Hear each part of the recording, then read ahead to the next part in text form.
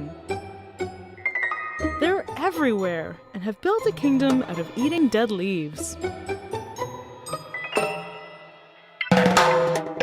They can be poisonous, but for the most part, they're easy prey.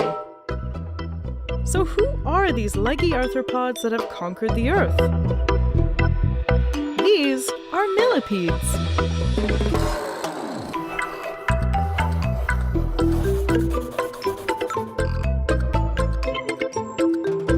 Hi, I'm Danielle Dufault, and you're watching Animal Logic.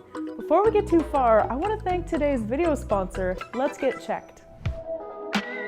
Celiac disease, aka gluten allergies, affect 1% of the human population, and with over 300 symptoms, it can be hard to diagnose through traditional testing. Let's Get Checked provides an effective and affordable way to test for celiac disease that's entirely in your control.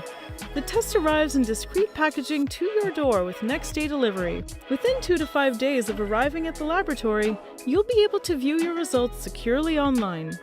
And if you have any questions, a dedicated team of physicians and nurses are available 24 hours a day to walk you through your results. I recently did a celiac test, as some of the members of my immediate family have the disease.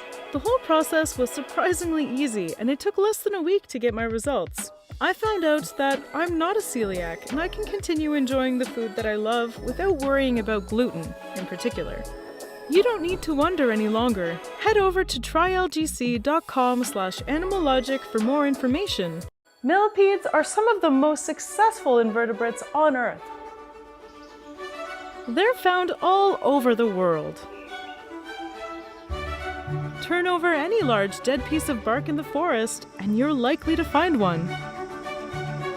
There are over 12,000 known species, ranging in size from 2 millimeters to 40 centimeters. Some scientists estimate that there could be up to 80,000 species in the world, from Russia to Patagonia. Millipedes speciate easily because they don't travel well and only live in particular environments. So it's easy for populations to become isolated. Their name means thousand-legged, but unfortunately, there are no known millipedes with that many legs.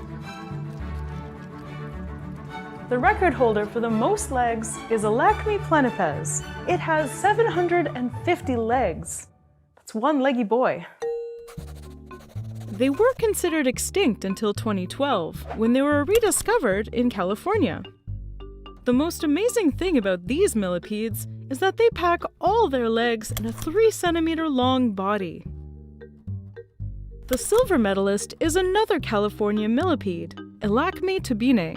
They only have 414 legs, but they make up for it by having 200 poison glands and 4 penises.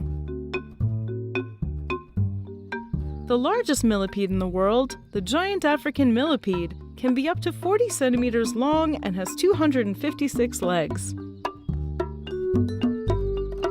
On the other side of the spectrum are pill millipedes, also known as roly-polies, which are my personal favorite.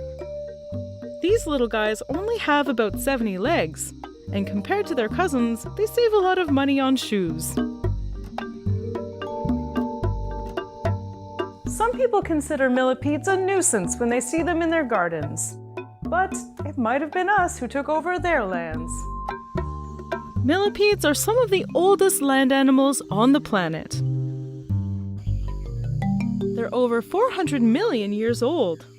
The oldest penis ever recorded was found in a millipede fossil. And the largest land-dwelling invertebrates ever were the millipedes of the Carboniferous.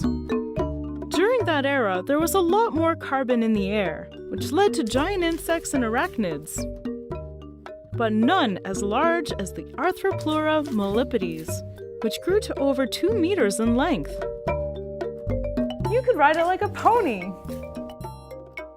Modern millipedes are much smaller and are commonly mistaken for their much more aggressive cousins, the centipedes. But there are some very important differences between the two.